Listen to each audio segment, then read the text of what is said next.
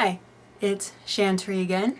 It was pointed out last video I forgot to introduce myself, so my name is pronounced Chantry. If you've been pronouncing it wrong in your head this whole time, I'm never gonna know. Keep it up. So intro's out of the way.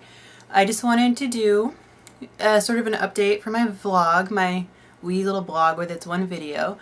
And I just wanted, my main focus with this video is to look on where I came from and where I am now. So the difference between weighing 370 pounds versus, I'm like 255, but I'll just say 260 because it's easier to say. So first things first, it's going great. I didn't weigh at all in the month of September because that was my 3 to 5 week mark, and everyone stalls during those weeks, and I didn't want to deal with a stall. I dealt with a stall for a full year before surgery, and I'm not doing it again. So I weighed in September 1st and then October 1st, and I was down 10 pounds and went great. So I'm excited about that. So I'm down 115 pounds in total from my very high weight. So that's something like 33 pounds since my surgery date. And I'm happy with that. So I'm like 8 weeks out, 33 pounds. It's awesome. So this is actually the second time I've made this video. I made it before, and then I watched it, you know, on the computer to see how it went, how I looked. Was I, you know, too gabby? And I was. And I will be this time. This will be a longer video because I'm going to chit chat about differences. But what I found was I'm going to talk about the physical change and the social change. And when I was talking about the social aspect of losing weight, I was like, the venom in my voice really surprised me. How bitter I am. So I'm going to try to do this again without being so angry at society for doing what society does. Okay. So I'll start with the physical changes because they're the most fun. And the reason I'm doing this is because I've lost 115 pounds. When I look in the mirror, I don't see it. And my little hypothesis is when I was 370, 350, 300, I wasn't looking at myself in the mirror. Like I would look, you know, in the mirror. There's me in the mirror putting I'd look at like my hair. Is my hair okay? Is my mascara straight? Do I have like food on my face? I wouldn't look at my body. You know, I wouldn't look at myself. I just a quick glance and then avoid the mirror and walk away. So I never really kind of was aware of what I really looked like because I avoided it for a long time. And so now when I see myself, I'm looking at my hips and my bust and my thighs, you know, all these little trouble areas, and I'm just like, God, I'm so big. And so that was all just pointless. What I really want to talk about or focus on is the differences that I can perceive. I can't perceive what I look like is different, but I can perceive how I interact with the world and how my body has changed. So a little bit of spatial awareness to give you an idea of how large I was at 370. So I'm 5'10", 370 pounds. When I would sit in a bathtub, like your standard bathtub, my hips would touch the sides of the tub and then squeeze against them. So that like when I sat in the tub, water couldn't go behind me. It would pool in front of me, but I was like a watertight seal in a bathtub. So feel free to pause me, go check out your bathtub and be like, damn, you know, and then come back. So that's just, I'm trying to orient you to my size because I can't think of any other way to really do it. But that spatial awareness, I was very, very much aware of how large I was, my little personal bubble. So like walking up the stairs, I would look at the stairs and calculate, okay, if I'm walking up, can someone else come down? You know, do I have room to maneuver around this person? Do I have space to walk between the tables in a restaurant? You know, so I was doing like all these mental calculations, kind of trying to figure out if I'm going to fit where I want to go. At 260 pounds, I don't have that problem. I mean, I can just scoot around a person and voila, problem solved. I can go through a restaurant, you know, shimmy my hips a little bit, but I'm not walking into tables anymore. I'm not having to, excuse me, can I get through? I just go. You know, so since my body is so much smaller, I have kind of more room to maneuver, which is cool. So my highest size, I wore a 3X shirt, And my pants, I wore a 26 because that's the biggest size you can buy in my area, when really I probably should have been wearing like more of a 28 or even a 30 pants. And now I'm wearing a size 20 pants and they're loose. Holy shit. And like a size 1X shirt, large, extra large, which is pretty cool. I'm excited. A lot of inches are coming off, even though maybe the pounds aren't so much.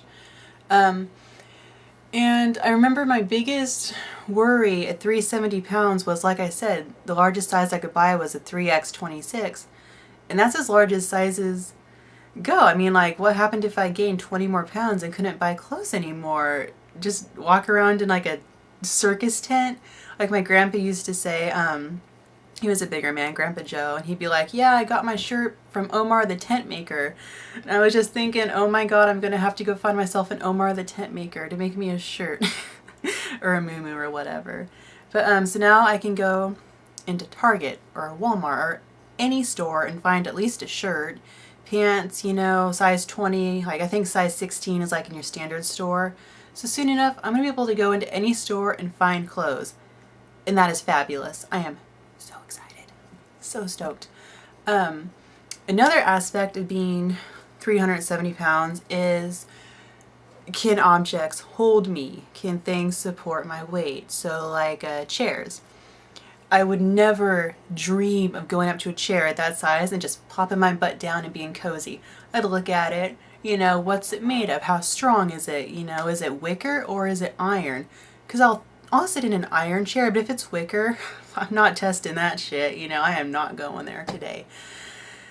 I never broke a chair, but that was like my biggest fear. Sitting down and having the chair bust and just being like, holy fuck, sorry guys, broke your chair.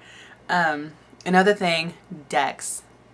Decks were at 370 pounds, I got so much anxiety having to walk on decks. Like if you look at a deck, every 18 inches, there are nails. So you know where the nails are, that's where the support beams are. So I'd walk from nail to nail to nail, right? So I'd be stepping on the strongest point of the deck, and I was terrified of falling through. And I did fall through a deck. I did. My aunt and uncle just bought this beautiful home, and the family was over there. Still hate thinking about this. The family was there checking out this new house. It was so lovely, and I decided to check out the back deck. And you know, normally the nails are spaced every 18 inches. It's standard. This deck, they spaced the nails or the support beams like 3 feet apart for whatever reason. And so I went to step on what I thought was a nail, but what it was the very center of this unsupported area of their deck, and boom, fell right through that motherfucker. And my whole family was there, and it was so embarrassing. Of course, they were like, are you okay? And I'm like, I'm dying of embarrassment. Go away. You know, my poor aunt, I'm just like, you know, you had a lovely house while it lasted. My bad. But now I can walk on any deck. Like, I don't give a shit. Rickety, whatever. I'll dance on it. Fuck it. It'll hold me. Which is a really freeing feeling, actually. Other physical stuff, crossing legs. 370 pounds, I could not cross my legs to save my life. I was just like, you know, and it would slip off and it would slip off. And now I cross my legs just because I can. Just to prove a point. Look at me crossing my legs. I used to have like shelf hips, so like my hips, like here's my waist, my hips would be like, so it was kind of like this thing, and I called it my shelf, and my cat could stand on my hip, and he'd look up at me like, hi, and I'd look down at him like, I gotta lose some fucking weight, and my cat can stand on my hip, you know, and now I have more of a cute little curvy from my waist to my hip, so that's exciting. Other physical, I have bones now. Last video I pointed out my sweet collarbones. A couple days ago I was lying on my back and I got an itch on my abdomen, whatever. So I went to scratch it and I felt this lump, and I am just like, I have cancer. I'm fucking dying from like pelvis cancer. Is that even a thing? I thought it was at the time. Freaked out, and then I realized that's where my pelvis is. I am feeling my hip bone for the first time that I can remember. And when I lay down, I can feel I have ribs. I can feel like where my ribs hook underneath, you know? And so it's kind of fun to be like, oh, look at, I have all these ribs I didn't have before. So it's kind of like, I'm a person. There's a skeleton under this. I'm not just like this sack of adipose tissue. It's pretty cool. My other last physical thing, I know this is getting long, but this is more for my posterity, is I can sleep on my stomach. I am a stomach sleeper. That is what I do. I'm more comfortable on my stomach. And when I was 370 pounds, physically could not do it because my stomach was in the way. I mean, it'd be like cutting a beach ball in half and gluing it to your abdomen and trying to sleep on it. You know, you're all rolling around. You can't get cozy. So anyways, now that I'm 260, I can sleep on my stomach. It is glorious. I love life. Okay, so now here's the part I want to talk about without being bitter. The social aspect of weight loss. How to go about this. My cat's yelling at me outside. Anyway, so I'm at college, right? And there's a lot of doors and stairs, and we're all trying to get going to the same place. And what I'm finding is someone will walk through a door, you know, and I'm trying to make it to the door, and he will see me come in and he will hold the door open for me like a gentleman, and he will wait for me until I'm safely in the building. And this happens all the time. And you're probably thinking, yeah, so that shit did not happen to me when I was 370 pounds. People would see me coming and oh shit, they would run. We're not going to hold the door open for her. It's a land whale, a ham planet, what the fuck ever they're calling fat people these days. I'm sorry, these are just terms I've picked up, and it was awful. I mean, no one ever came at me and said, you know, or verbally made fun of my weight like little kids would, like, oh, you're fat. Yes, I am. Very astute, little Billy. But adults would be more subtle, like they wouldn't hold open doors, or like I would go to a store to buy something because that's what you do at stores, and the cashier, whose job is to sell stuff at the stores, would not help me. This happened at multiple stores. And like I would walk in, where can I find X, Y, or Z? And they would look down and fold clothes, or they would look up, or they would turn to their friend, or they would just walk away. They would not help me. It was almost like being invisible. Like, it's so hard unless you've been on this end of it. I mean, I was made to feel less than human, worthless, stupid, lazy, inconsequential. I don't matter. No one would acknowledge me. And it really took a toll on my emotional health. I was depressed. I was suicidal over it. You know, being treated like less than human. I mean, we're in a first world country. I'm in America. I'm in the United States. America. Fuck yeah. You know, and even though we have this obesity epidemic, which is another story, our society says fat is bad and fat people are worthless and they're stupid and they don't deserve respect. And suddenly that I've lost 115 pounds, now that I'm this size, suddenly I deserve respect. It bugs me because who I am, me as a person, I have not changed. Just my shell is different. You know, when I'm trying to buy something from you and you're not looking at me, I'm a human being. I have feelings. You know, this is hurting my feelings. It is so dehumanizing. And so now that I'm losing weight, it's kind of learning to be human again. Like, oh, this is what it's like to be average, to be accepted by society. You know, it's, unless you've, maybe, I mean, this might just be me. I'm sure that not every obese person has experienced this, but I sure did. Like, I had social anxiety over it. I could not leave my house alone. I took my mom or my sister with me. They had to hold my hand and go to stores with me so the cashiers would help me. Like, I'd make my mom go in and ask for an item, and the cashier would show her, because my mom is, you know, a little cute and friendly, and that's how I'd find the item, by proxy.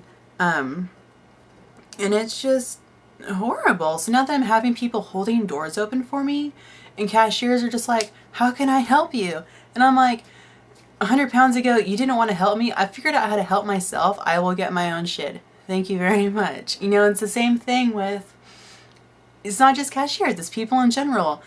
You didn't want me then, you know, why are you asking me out now? Why do I suddenly have value? Why am I suddenly important? Why are you suddenly paying attention to me?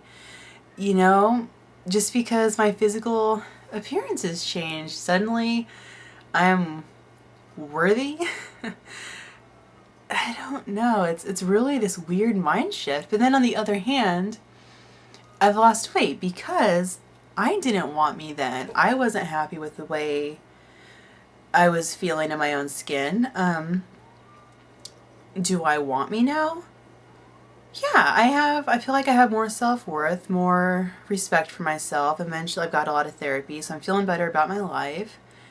And it's just been this whole complex emotional drama that's gone along with this weight loss, and it's social and it's personal and it's subjective and it's completely mind-blowing, the difference, you know?